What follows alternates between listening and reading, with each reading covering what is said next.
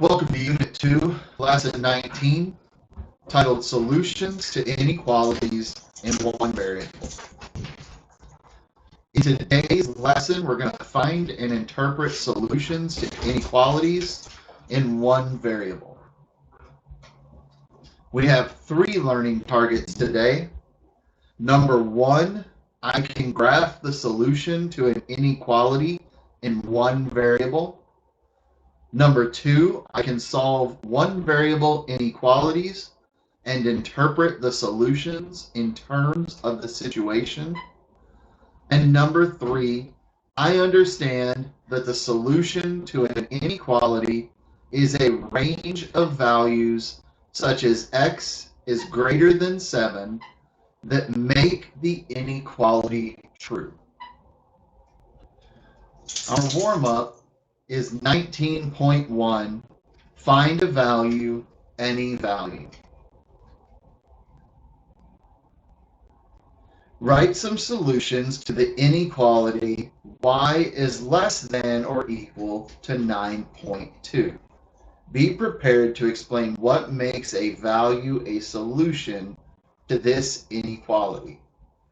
So this inequality is looking for any number that could substitute in for y that is either 9.2, since it has the or equal to symbol. So y could equal 9.2, or it's looking for any number that is less than 9.2.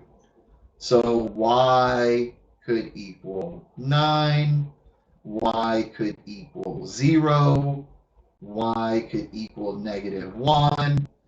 As long as you don't pick a number that's greater than 9.2, you will have a correct solution.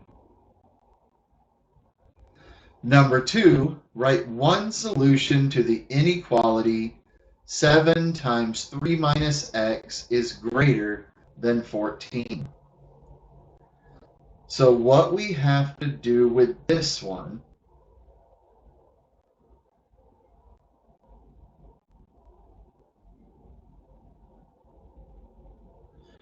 first thing I would do is divide both sides by 7. Now I would have 3 minus x is greater than 2. I can subtract 3 from both sides, and I have negative x is greater than -1. And the last thing I would have to do is divide both sides by -1. Anytime you divide an inequality by a negative number, you must flip the symbol. So this becomes x is less than 1. Notice that we flipped the symbol from greater than to less than when we divided by a negative number. If you wanted to test this just to be sure, then you could substitute any number for x that is less than 1. So we could say 7 times 3 minus 0 is greater than 14. 3 minus 0 is 3.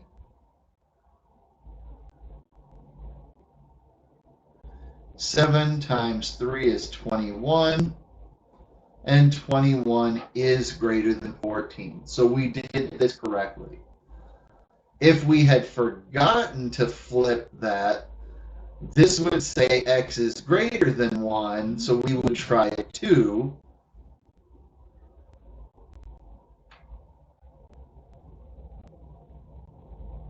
Now 3 minus 2 would be 1. And 7 times 1 is 7. And 7 is not greater than 14. So you would be able to tell whether you forgot to flip that symbol or not. So anytime you divide by a negative,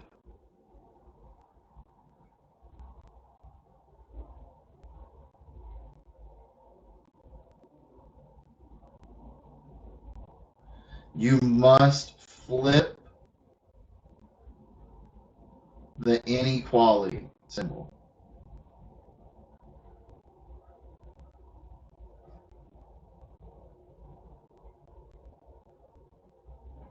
Don't forget to do that. So how did you know that the value you choose is a solution? What I can do is double check like I did here. If I chose a number that's less than 1 and I put it in here, I get a true statement. If I had chosen an incorrect number, then I would have gotten a false statement. What do you notice about all the points that are on the line? So if we use this, x is less than 1, the way that we would graph that is with a hollow circle at 1 because we're not including it. We're not saying less than or equal to. We're only saying less than. Then we would draw a solid line going to the left. So every single number to the left of 1 would make this inequality true. On the number line, we can see that the solutions are values that are less than 1. All of these values form the solution set to the inequality. Is there a way to write the solution set concisely without using the number line and without writing out all the numbers less than 1? One way that we could do that is to say negative infinity to 1 with a curved parenthesis here. The curved parenthesis means we're not including it. So this simply means every number with 1 on the right not included all the way to negative infinity on the left would make this true. Does the solution set have anything to do with the solution to the equation 7 times 3 minus x equals 14? Well, this time they're talking about an equation.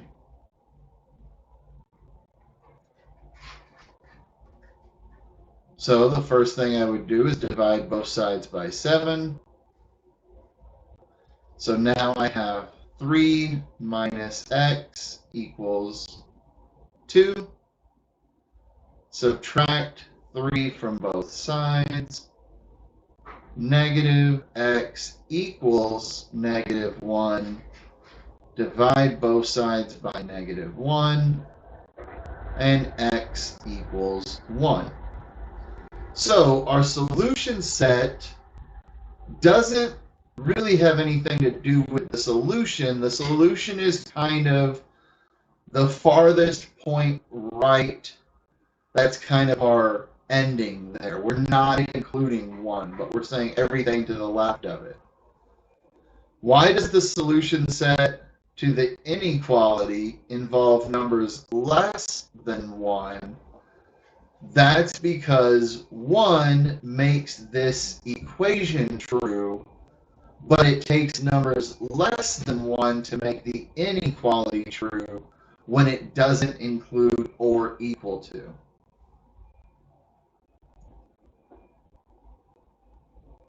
So our next activity is 19.2, off to an orchard. A teacher is choosing between 2 options for a class field trip to an orchard. At Orchard A, admission costs $9 per person, and 3 chaperones are required. At Orchard B, the cost is $10 per person, but only one chaperone is required. At each orchard, the same price applies to both chaperones and students. Which orchard would be cheaper to visit if the class has 8 students? So, on number 1, if we have 8 students and they require 3 chaperones, that would be 8 plus 3 times 9, which is 11 times 9, which equals $99. That's at Orchard A. At Orchard B, we have only one chaperone required, so that's 8 students plus one chaperone times $10 per person. That's 9 times $10, which is only $90. So Orchard B would be cheaper in this instance. Which orchard would be cheaper if there were 12 students? Well, now we would have 12 students plus 3 chaperones times $9 per person. Orchard A, that's 15 people times $9. 10 times 9 is 90. 5 times 9 is 45. So that's $135 at Orchard A. At Orchard B, it would be 12 students plus one chaperone times $10. So that's 13 times 10, which is $130. Again, Orchard B is the cheaper choice. Now, what if they have 30 students? At Orchard A, that's 30 students plus 3 chaperones times $9. So that's 33 times 9.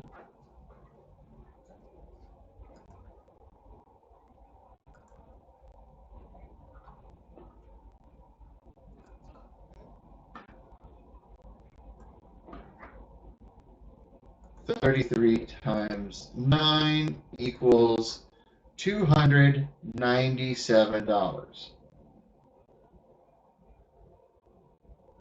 at Orchard A. At Orchard B, that would be 30 students plus one chaperone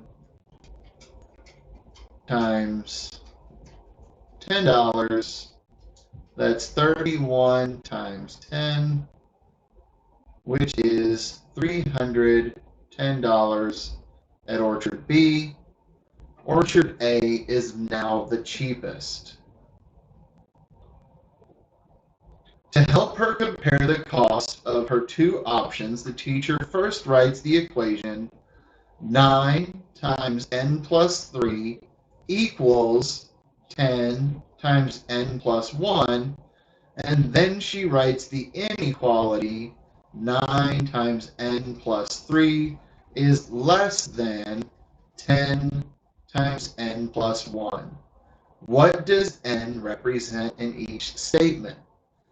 N equals the number of students. She takes the number of students, adds the number of chaperones, and multiplies it by the admission price per person. B, in this situation, what does the equation mean? The equation is the point where the two orchards are the same price.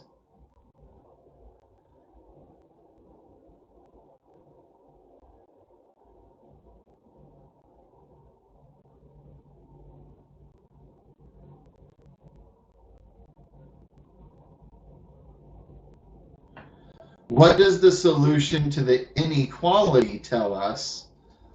Well, 9 was the price at Orchard A, so this tells us the number of students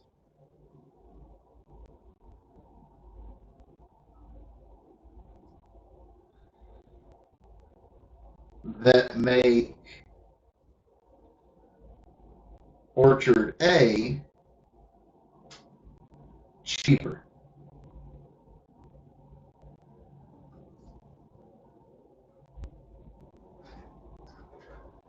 So D wants us to graph the solution to the inequality on the number line. So we have 9 times n plus 3 is less than 10 times n plus 1. We're going to use distribution to distribute the 9 inside the parentheses and to distribute the 10 inside the parentheses. So 9 times n is 9n. 9 times 3 is 27. 10 times n is 10n. And 10 times 1 is 10. Now we want to make sure that the n are on one side and the numbers are on the opposite side. I like to work with positive n, so I'm going to subtract 9n from both sides, which means I'm going to subtract 10 from both sides. Now I have 17 is less than n. So when we graph this, we can pick a point in the middle and label that as 17.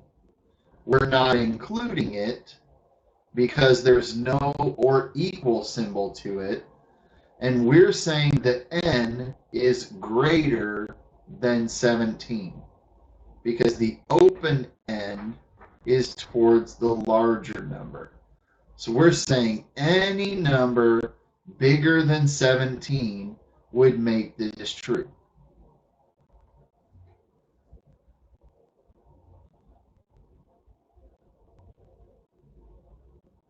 Okay. So now we're at activity 19.3, part-time work. To help pay for his tuition, a college student plans to work in the evenings and on weekends. He has been offered 2 part-time jobs working in the guest services department at a hotel and waiting tables at a popular restaurant. The job at the hotel pays $18 an hour and offers $33 in transportation allowance per month. The job at the restaurant pays $7.50 an hour plus tips. The entire waitstaff typically collects about $50 in tips each hour. Tips are divided equally among the 4 waitstaff members who share a shift. The equation 7.5h plus 50 divided by 4h equals 18h plus 33 represents a possible constraint about a situation. This represents the point where the 2 jobs are equal to each other. So that is our boundary. On one side of that boundary, the job at the hotel will pay more, and on the other side of that boundary, the job at the restaurant will pay more. So solve the equation and check your solution. So if I have 7.5h plus 50 divided by 4 is 12.5h equals 18h plus 33. I can combine like terms. 7.5h and 12.5h becomes 20h.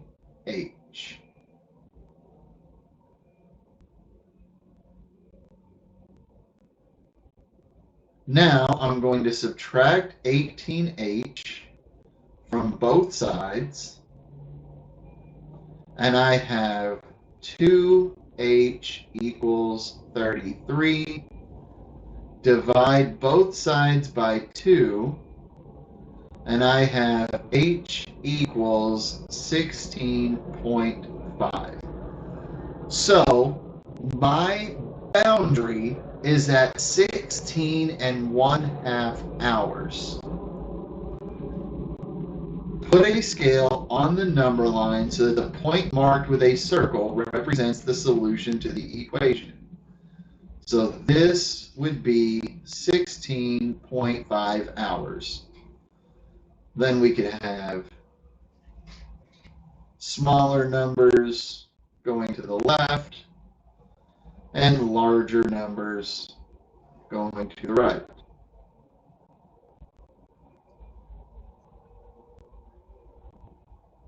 Does one job pay better if the student works fewer hours than the solution you found earlier? If so, which job? So we can pick any number of hours and put it into our equation. So I'm going to use this point right here where we've already done 50 divided by 4, and then we've combined the like terms. So the restaurant job will be 20h, and the restaurant job, or the hotel job, will be 18h plus 33.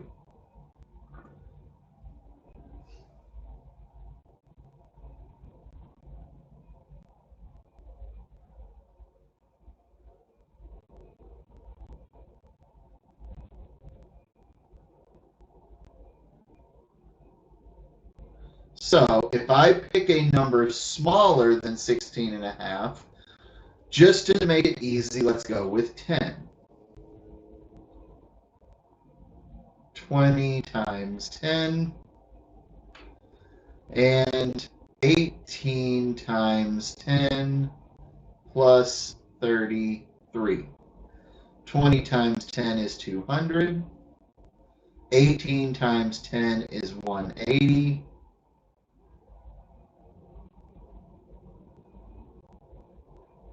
180 plus 33 is 213.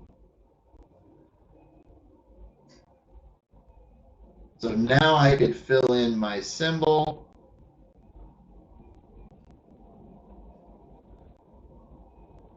So if they work fewer than 16.5, then the hotel job pays more. The student works more hours than the solution we found earlier. Which job pays better? So let's try the opposite direction. Let's try more than 16.5. So the waiter job at the restaurant would be 20 times 20. And the hotel job would be 18 times 20 plus 33.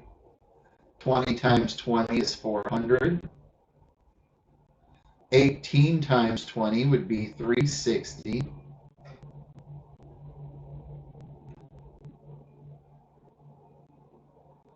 And 360 plus 33 is 393. Now I can put my symbols in here. So if they work more hours than the solution, the restaurant job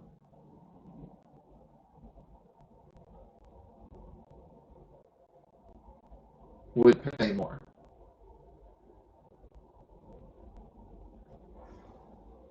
So the equation will tell us where our boundary is, and then substituting in a number on one side and substituting a number on the other side will let us check and see which one pays more depending on the hours worked. Here are two inequalities and two graphs that represent the solutions to the inequalities. Put the same scale on each number line so that the circle represents the number of hours you found earlier. So we said 16.5 was our middle. Match each inequality with a graph that shows its solution. So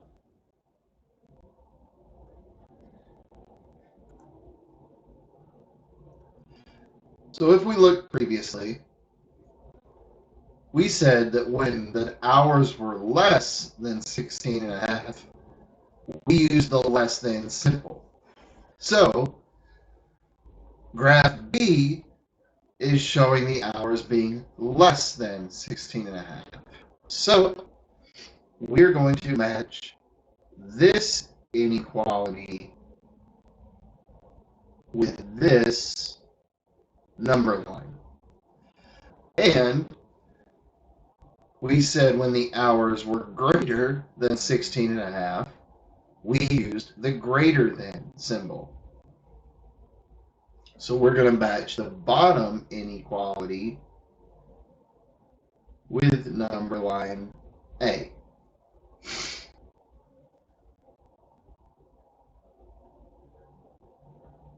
So here we can see the graphs of those, and we can see exactly what we said. At 16 and a half hours, this is where the two lines cross each other on the graph. So for one, the blue line is less starting out, and the black line is more starting out. But once we hit 16 and a half hours, now you can see that the blue line starts being more and the black line starts being less. So the 16.5 hours is our equation, is our break-even point. That is our barrier. Now we have activity 19.4, titled Equality and Inequality. Number one, solve this equation and check your solution. So the first thing I would do is I don't want to work with fractions, so I would multiply both sides by 5.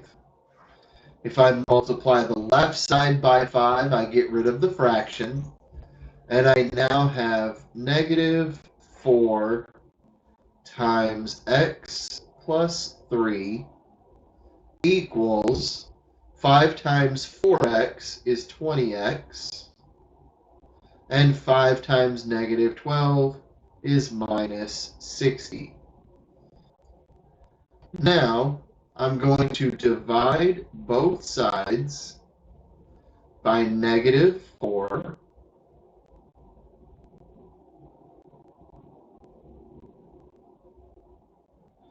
This leaves me x plus 3.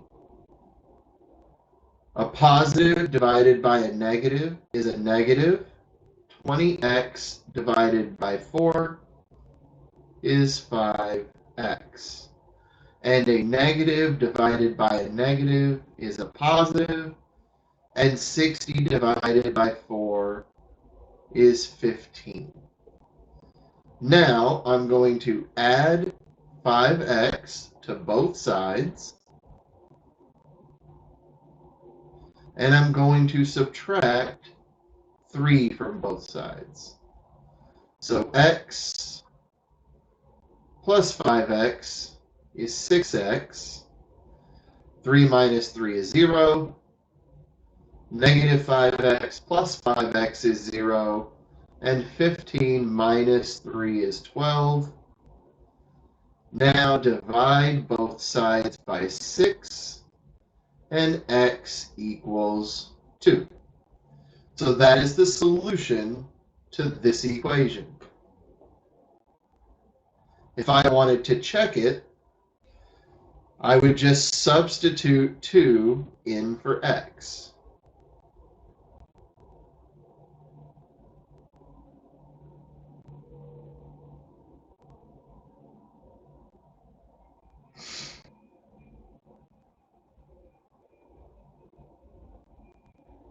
Two times 3, or 2 plus 3 is 5.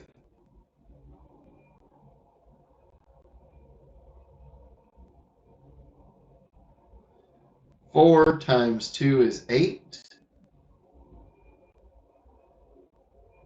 Negative 4 times 5 is negative 20. 8 minus 12 is negative 4. And negative 20 divided by 5 is negative 4. Negative 4 does equal negative 4. So that is the right answer. Now consider the inequality where the left side is less than or equal to the right side. Choose a couple of values less than 2. Are they solutions? So let's try an easy one. Let's go with 0.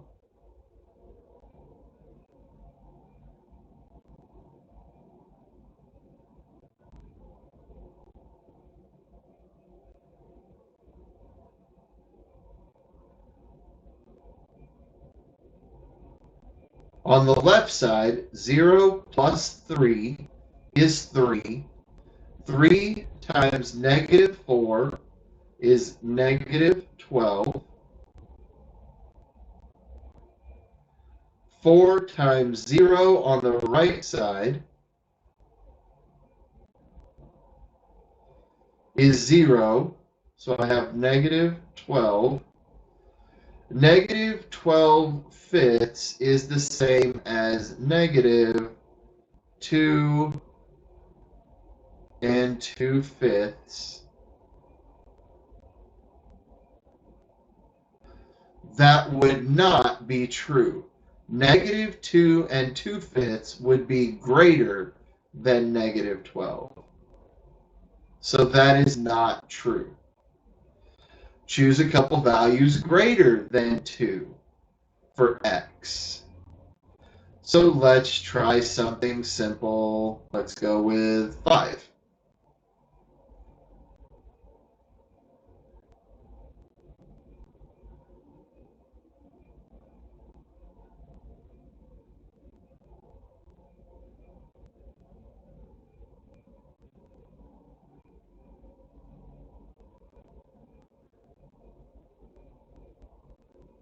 On the left side, 5 plus 3 is 8. 8 times negative 4 is negative 32. And on the right side, 4 times 5 is 20, and 20 minus 12 is 8. Negative 32 divided by 5 is the same as negative 6 and 2 fifths. And that is less than 8. So numbers greater than 2 do make this true. And choose 2 for x. Is it a solution? We showed that 2 was a solution to the equation. And since this says less than or equal to, that is a solution. Now, when we graph, because it says less than or equal to, when we put our point at 2, we're doing a solid point because we are including 2. And values greater than 2 made it true, so we want our line to go to the right. We're saying the number 2 and every number greater than it makes this inequality true.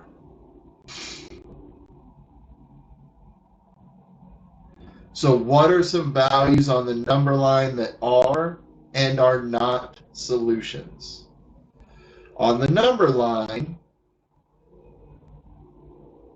everything from 2 to the right are, and everything to the left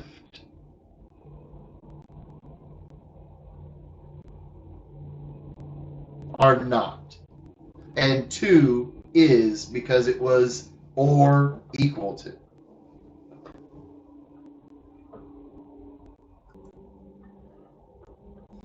Activity 19.5, titled More or Less. Consider the inequality shown here. Let's look at another way to find its solutions. Use the provided applet or another graphing technology to graph the equation y equals 1/2 x plus 6 and the equation y equals 4x minus 3 on the same coordinate plane. So we can do that on desmos.com/calculator.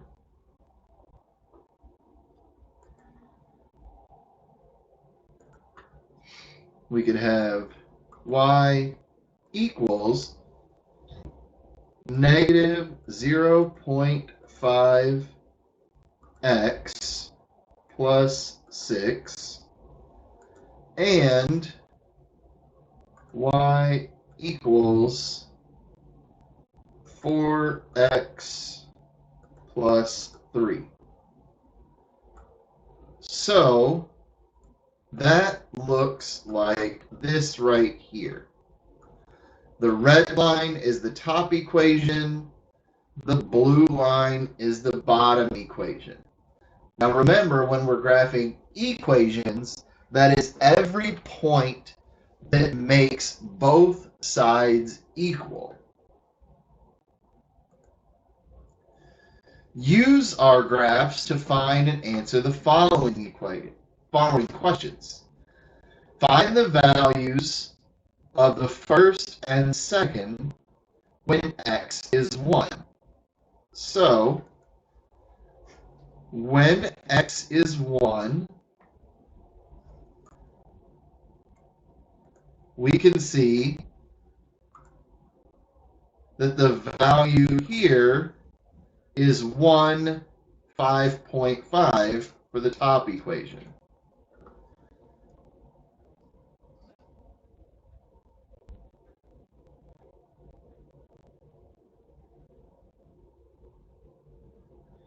And for the bottom equation,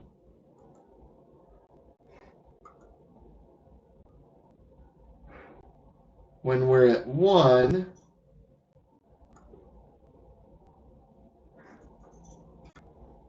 we are at 7. So the other one is 1, 7. What value makes both equations true? That's the point where they cross. So we're at 2/3 and 5 2/3.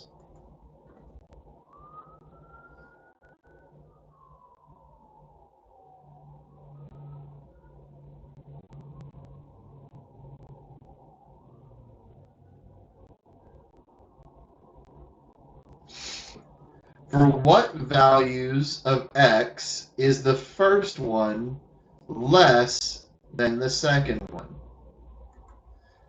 So that would mean what y values, or what values of x is y less for the first one than it is for the second one?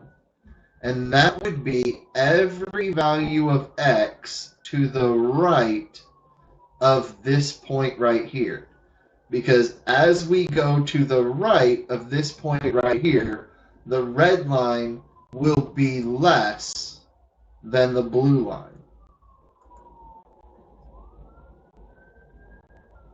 So that would be not included 2/3 to infinity. Everything to the right of 2/3, 2/3 not included. And for what values of x is the first one greater than the second one? Well, that would be anything to the left of the crossing point, because that's where the red line is greater than the blue line. So we would write that as negative infinity to 2/3 not included.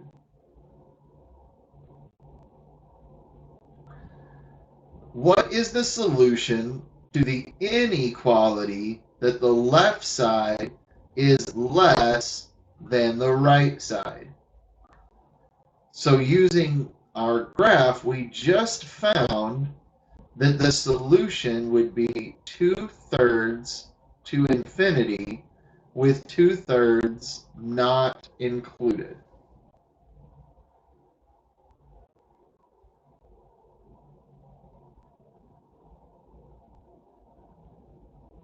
Or we could say when x is greater than 2/3.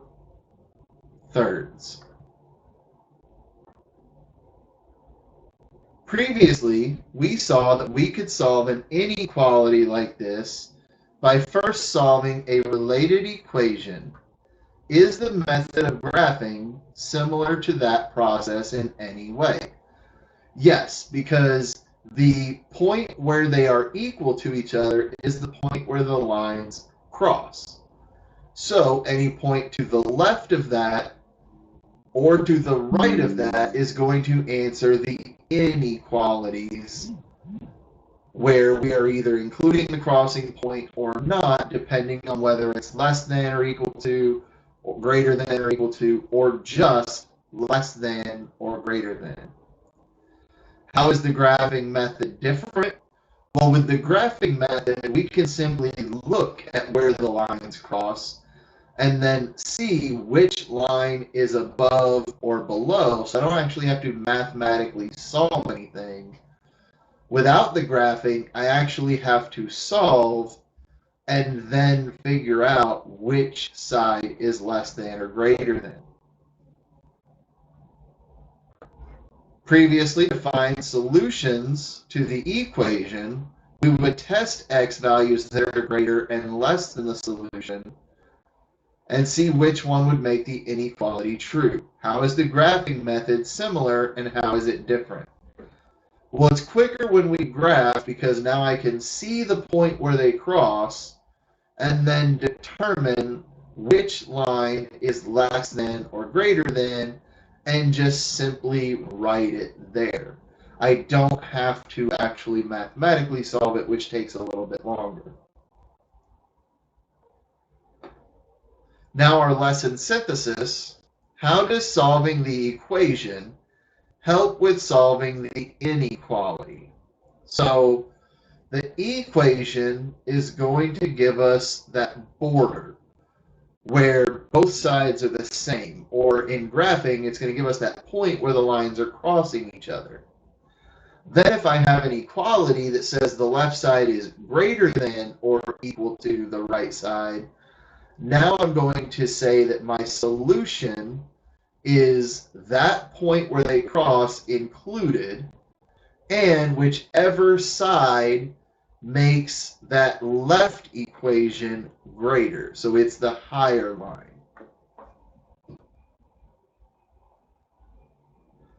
But solving the equation first gives you your border, and then you can figure out which side of that border makes your inequality true. Our cooldown is 19.6, seeking solutions. Please go on Kim and complete it there. It simply wants to know which graph correctly shows the solution to the inequality 7x minus 3 divided by 9 is greater than or equal to 8 minus 2x. So try this on your own, pause the video, and then come back and see if you can get this correct. The first thing we want to notice is that it says greater than or equal to. That means we are including the point in the middle. So this has to be C or D. Now there's two different ways to solve this. You can either pick a number and see if it works, or you can solve it mathematically. The easiest way is to just pick a number, and the best number that I like to use is 0. So if I plug 0 in here, I'm going to get 7 times 0 is 0. So on the left,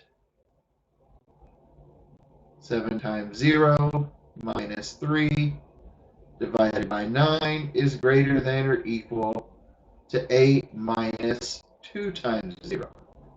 Well, anything times 0 is 0. So I end up with negative 3 over 9 is greater than or equal. Anything times 0 is 0, greater than or equal to 8. Negative 3 divided by 9 is negative 1/3. Negative 1/3 is not greater than or equal to 8. It's less than. Therefore, the number line that includes 0 cannot be the correct one. So C would have to be the correct number line. If we wanted to double check, pick any number to the right, such as 4.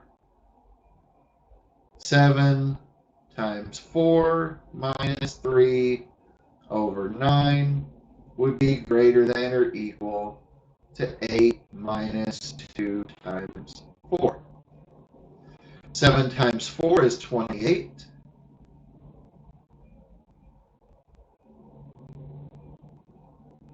Negative 2 times 4 is negative 8.